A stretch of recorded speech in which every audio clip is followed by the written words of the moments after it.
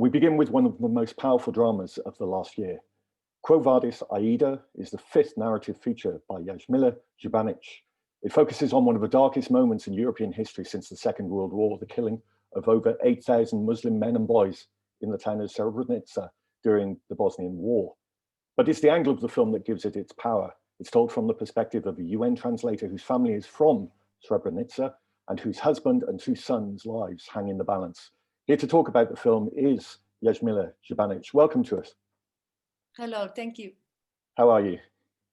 Nice. Snow started in Sarajevo. I want to start with a little historical context to the film. The events in the film take place in July 1995, but Srebrenica had been under constant attack and occasional control by Serb military forces since 1992. Could you talk a little bit about this backdrop? Yeah, since war started in Bosnia, the plan of Serbian army was to take over whole eastern Bosnia. So in early 92, massacres happened in all cities which are dividing Bosnia and Serbia, like Visegrad, Foča. It was all of them had like 2,000, 3,000 killed people, even in May of 92. And Srebrenica was under the siege and attacked and taken by Serbian army. And then United Nations declared it as a safe area under protection of United Nations, and also demilitarized. Nobody was allowed to have weapons in Srebrenica or around Srebrenica. So the city was defeatless. People from Srebrenica were not allowed to defend themselves because all power was given to United Nations. It was resolution 819 of the United Nations to protect Srebrenica. What's extraordinary, and I remember the events unfolding at that point in time in 1995, it was almost, if not exactly, a year after the Rwandan genocide took place, at which point you heard European leaders decrying what was happening in Rwanda and saying this could never happen in Europe. It's extraordinary to look back now and think, but this was happening in Europe, and Srebrenica is perhaps the event that a lot of people remember. But this is something that, as you said, it really had been going on for quite a few years, hadn't it? It wasn't just a single solitary event. Yeah, it was, 3.5 years of war already going on, and thousands of people being killed. And Bosnian people were not allowed to have weapons by United Nations rules. So we were left completely alone. So this intervention of United Nations was only hope for us. I lived during that time in Sarajevo, which was under the siege. So I knew exactly what was happening, though the words from Srebrenica informations from Srebrenica were really hard to reach world, because no journalists were allowed to go inside, and reports from Srebrenica are really rare during this period. Sarajevo was in a way protected by journalists as well, because there were news every day from what was happening. That was also one kind of protection. But from Srebrenica, people start learning about it when terrible things already happened. And, Europeans were just observing what's going on in Bosnia. After we all said never again after Holocaust, this was unimaginable. But the thing is that this unimaginable happens so quickly, and it's something that, you just wake up one day and it happened. Like now I'm reading the press about US and attack on Congress, and people are saying, oh, it's unimaginable. But this is how things happened. And obviously we've seen subsequent things. I remember being in Ukraine 6 months before anything happened there, and you be in Kiev or in Odessa, and you would never think something like this would happen. And it does. In context of your previous work, you've made 4 previous narrative features, 3 of which deal with the emotional and historical impact of the conflict. So this is the first drama that you've directed that actually represents the actual events as they unfold. What was it that made you decide that you wanted to actually go back in time and revisit and recreate these events? As a Bosnian, I knew what happened there, but when I started researching, it was even more shocking and shocking when you dig into it. The fact is that how this could happen, these 3 days that could be completely different if Dutch commanders would be a little bit more brave or more empathic towards the people. That's for me as a filmmaker, as you know, the huge, it was a challenge to have this kind of drama where you think, okay, maybe things could change and be different. Also, the character of Aida was based on many people's stories, but especially of the story of one translator who had to translate to his family, now you have to leave the base, which was the order by United Nations, though they knew that, you know, they are taking them to death. And this ambivalence was for me so powerful that I thought, yes, the consequences of war are still here. You know, we still live, when we go to Srebrenica, you can still meet people who were perpetrators. You know, they lived there, they were not sentenced. In this moment, 1,700 bodies are still missing. There are a huge number of people who are still searching for these bodies, and bodies are hidden because that's a proof for the crime scene. It's something which is needed in order that the trial goes on. So that's why they are hiding this proofs, bodies. So these consequences are still here, but in order to make a picture of them and feeling how is it to live today in this very complicated piece, I needed to go back and show these days of this huge drama. It's also that the word genocide is an incredibly loaded and for some complex word. And I was thinking as I was watching this film that if film can't change the world, it can act as a signpost or as a marker. And just thinking about the fact that even though Radovan Karadzic and Ratko Mladic are now in prison and they're serving life sentences as a result of their trials in The Hague, as of April 2013, Serbian President Tomislav Nikolic apologized for the massacre, but he still stopped short of actually calling it a genocide. So it's interesting in the same way you were talking about yesterday with what's happening in America, and there are already new viewpoints of people saying, well, it wasn't quite this or that. Likewise, what happened in Srebrenica is still something that for some people isn't quite as clean cut and as clear as your film clearly makes it out to be. Yeah, like when we decided to shoot and we were looking for locations, of course, the most logical one is to film in Srebrenica. And we were never allowed to go there because the mayor is denying that genocide happened. You know, we have now film in cinemas in Bosnia, but also in VOD platform because it's more accessible for people. And most safe. So we are getting a lot of feedback from Serbia like, oh no, this genocide never happened. It's all lies. And, you know, these 8,000 bodies that are laying there, they say it's fake news. So we are dealing with this fake news, fake facts, manipulation of facts since 90s. The war started with a lot of manipulation in media. At that time, there were no internet, so the whole manipulation towards the masses were coming through TV and press. And it was exactly, that's why I'm mentioning these things in US, what happened on Wednesday, because it was so familiar, the whole mechanism of not respecting democratic elections, not respecting democratic institutions. That's how war started in Bosnia. And this manipulation with facts is still going on. And I think it would be healthier for Serbia, healthier for everybody, if genocide is recognized, because it's proven, you know, there are thousands of pages on trial of Mladic and Karadzic. And it's a huge work, and I'm so happy that Den Haag exists, that this trial at least had these big guys and most responsible guys, because for our kids, it leaves the proof.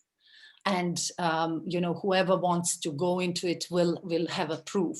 And my film, I wanted that people see it. I was really trying to be precise with facts, but most important for me is that people can identify with one woman's story, with one family, and feel emotions. How is it to go there? Because when we read about genocide, it's too abstract. These, you know, the facts are facts. They don't come so hard into our system, in heart, in brain. So I really wanted that people know it is based on true events, but it's something that I wanted people to experience, these 100 minutes of how is it to be in this situation, hoping that nobody will ever have to go through this. It struck me watching this film, thinking about an interview I saw with you around the time of the release of your documentary, One Day in Sarajevo, where you said that film is history through the eyes of common people. And it struck me that that's the raison d'etre of your work as a whole. This is something that you, whether you're in the present day looking at the past or you're in the past, your desire is not the official grand narrative story. It's actually to tell the story of the people as they experienced it, or their memories of it. Yeah, I always want to stay in a level of human beings. All these narratives are very often denying the fullness of human beings. And I wanted to show, and when I talked to my camera woman, Christine Meyer, we always thought we have to stay in the level of Aida, of her story and her perspective.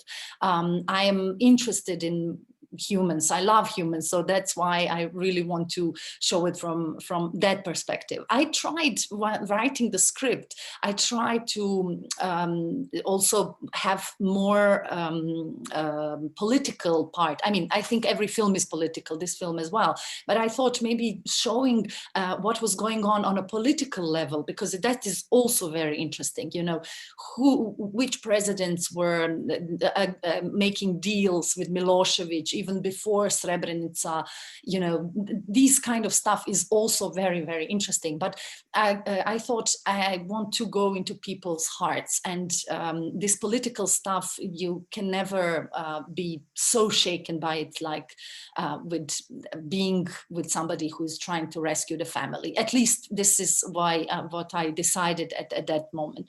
But Srebrenica has many, many layers and many aspects that people is analyzing and will be analyzing, because it tells a lot about us today. Yeah. My main thing is that if Srebrenica is happening at this moment when we are talking now, that we have one city which is under the siege, which is under UN protection, where majority of Muslims are there, and that we are warned that something terrible will happen. I don't believe that in today's world somebody will make intervention, and that unfortunately I think the outcome will be the same. And this is what worries me, that what is wrong with us? Why we are not able to keep our promises of never again and you know, really protect human rights.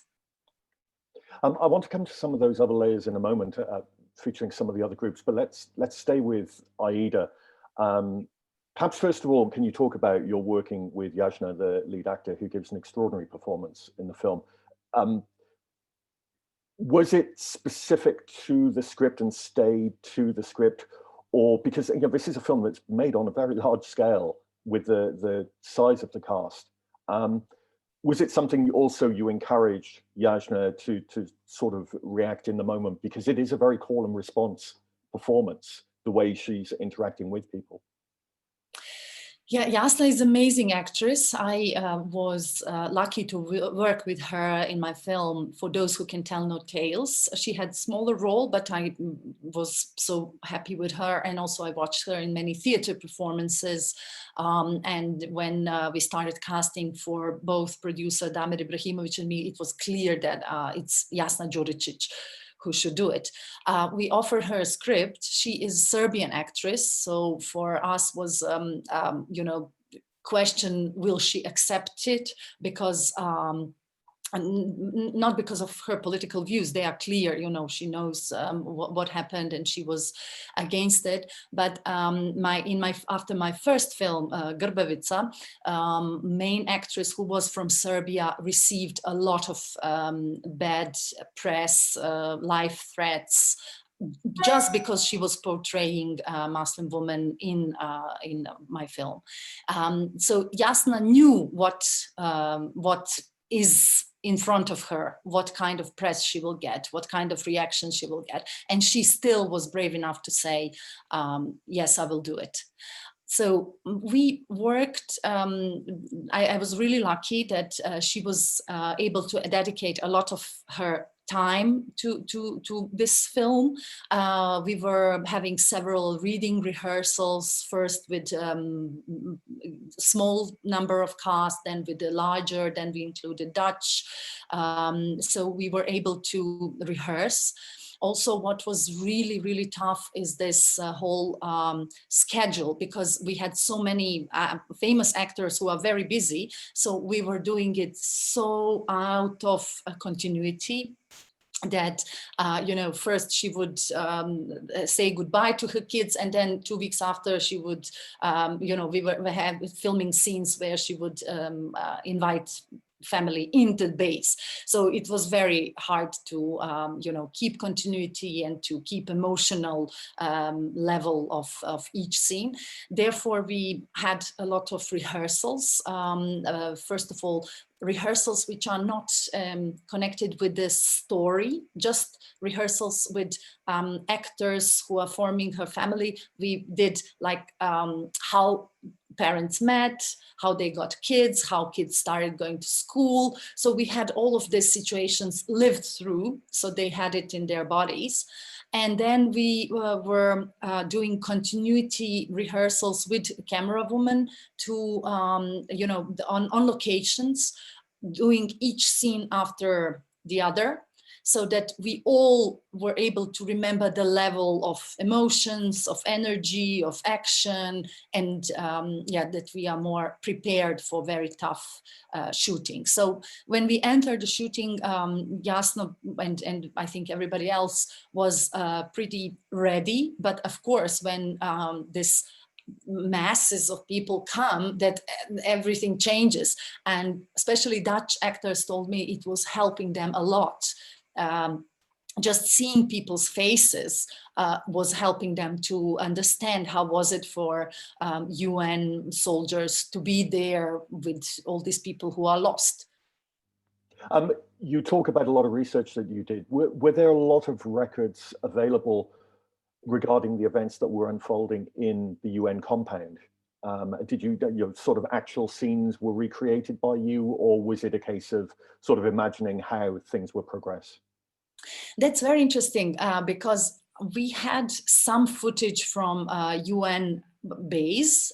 We got some 7 materials of everyday life of soldiers. One guy filmed how they are having breakfast, how they are working, how they were checking the base. But when the city was taken over, when masses were starting, when people were coming to the base, cameramen didn't film anything. And it's then big hole and the end when buses are leaving, just last buses. So the whole chapter of what happened really was never recorded. I think they were afraid of Serbian soldiers, that they would provoke them or something. So that's why we didn't have footage from them there. As I said before, there were no journalists at that time. So the footage that you can find on YouTube and that we analyzed during our research is actually footage of cameraman of Ratko Mladic. It's a guy from Belgrade who was his propagandist. He was filming everything he did. And that was for me a key of writing this character.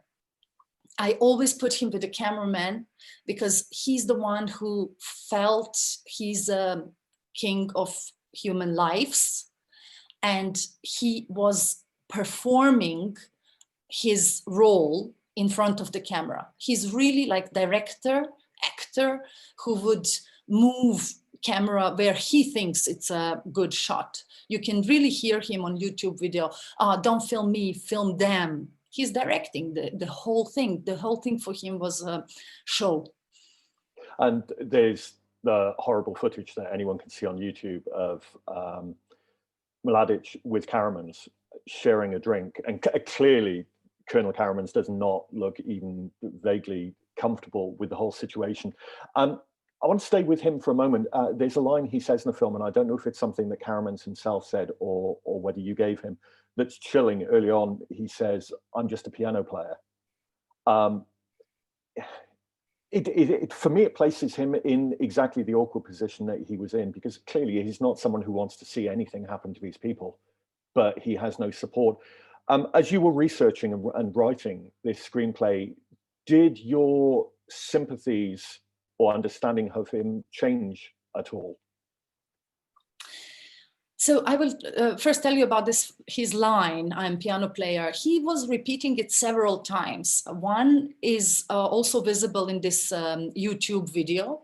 For the sake of the film, we couldn't show all meetings that they had. They had several meetings. I had to put it in one because writing the script, I did it 3 times, but then it didn't work. So I kind of condensed it into one. In this sentence was repeated, what witnesses told me several times on days before, where he completely misunderstood his role, because the role of UN, what was given to them as a power, was to defend people. They had weapons, not much, but they had weapons to defend people, and they didn't fire a single bullet. That's what final reports wrote.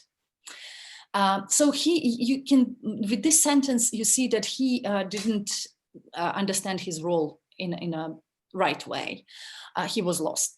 I started researching, of course, with what is near me, which were Bosnian witnesses, and all of them told me Dutch were so bad to them. They didn't like them because they were Muslims. They had prejudice. There were a lot of things on a wall, graffiti that people found later. It says, one very famous says, "No teeth, smell like shit, Bosnian women." So they had really, people from Bosnia, they thought, okay, all Dutch are the same. They didn't like them. They just were happy to deliver them to Serbian soldiers. But then I went to Amsterdam and I talked to young soldiers who were there really by accident. You know, some of them were sport people who didn't have money to go on with their life, and they just joined army to be able to have these trainings. And they were 18 or 19 at that time. And then, you know, from their perspective, they were completely lost. They didn't know where they came. Nobody explained them what the war was really about. And they had also a bit of prejudice, but I saw that they had a lot of PTSD, that they didn't forget Srebrenica. They were really sorry for what happened. And then my perspective changed, because it's not these macho guys who were just wanting to get rid of people. They were really powerless, but not Karamans and Franken. Those guys would, they could have some impact on what happened. There was one case of Canadian commander who had similar situation, very limited sources, civilians coming in, and army making the siege around the base. But this guy said, nobody is leaving until I have UN buses and UN protection for every bus. So, and nobody got hurt. So even in a very limited sources they had, it was possible to be more human. That's my conclusion after all this time. But he was in a very difficult situation because Srebrenica was politically sold out before, and Dutch were not informed about it. And it feels like the knock-on effect of what happened in Srebrenica questioned the entire role of the United Nations, of how effective it could be if you were just planting people there with guns who weren't going to do anything. And I remember the discussions at the time. It was one of those moments where you thought, well, if you have a peacekeeping force that can't keep the peace, what's the point of it? Yes, exactly. It's very complicated, but I want to say this film is not against UN. No. I'm just thinking that I want UN to see stronger and better. And if film can help that we talk about how we can make our institutions stronger, I would be very happy. Because I think in constellations we live today, in these political constellations, United Nations institution maybe would not be possible. You know, I think it was possible then, but today there are more forces who want to dismantle it. So I would be the one who wants to support it. And the mistakes of UN, we should learn from them and understand how UN can be more independent from political interests. Because when I said Srebrenica was sold, I was thinking that, there were powers, political powers who wanted to finish war in Bosnia and say, there is a book by Florence Hartman who says, called The Blood of Realpolitik. She said, British, French wanted to leave Bosnia and said, we are not staying another winter. US wanted to, they didn't want to be the only one there and to have this kind of war going on before Clinton election. So they had to finish the war. And then there were deals done in March 95 with Milosevic that Eastern Bosnia belongs to Serbian rebels to Republika Srpska. So even in March 95, politicians decided Srebrenica is gone. But people didn't know about it. UN couldn't do much about it. So this is the thing, how to make UN independent from political interests. And it strikes me the real power of this film comes in the final section. First of all, your restraint when it comes to the actual massacre, it's all the more powerful for it. But then we have this last section that moves more towards the present day. And there are two elements that I wanted to ask about. First of all, I remember reading the historian Tony Judt writing the book Post-War about Europe after the Second World War. And he said that the main cause, the main way that Europe could recover from it is in a way by forgetting, to a certain extent, what had happened in order for people to move forward. But we see Aida in that school performance at the end, looking around and seeing people who are now just ordinary citizens, but from both sides, sat in that one schoolroom. It's an incredibly powerful scene. Could you talk a little bit about that and what your intentions were behind that final sequence? The reality I live in is that war criminals, people who were perpetrators, still live among us. In school, we learned when peace comes, all war criminals are in jail and life goes on. And it's not like that. Now, when you do research after Second World War, there were also a lot of Nazis who were in universities, in hospitals, in powerful positions. They don't just disappear. They are among us. They live with us.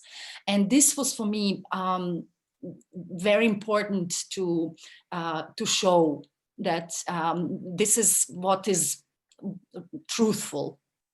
Aida goes back because in her and many mothers that I interviewed, the presence of her kids are there. that at least she can feel them in this city. And she goes on teaching with kids, where I was questioning, will these kids close their eyes, or they will have more open view on what happened? Because what is happening right now is that everybody's closing the eyes. Srebrenica didn't happen, it's all true. But when people see the film, I got several young people from Republika Srpska who were writing to me and saying, all my life I knew something is wrong about the narrative. I felt that somebody is, hiding something. I couldn't understand it. And with your film, now I know what was it. And thank you for putting these puzzles for me. I think these kids will be liberated when we tell them, okay, this is what happened, let's go on. So I'm not so much for word let's forget, because this was international community politics in Bosnia, when everybody is saying in the school curriculum, oh, we shouldn't learn anything about the war. I think kids and young people should know what happened, but should not feel responsible for what happened. We made a first screening of the film in Srebrenica, and we invited young people from Serbia, Croatia, and all Bosnia.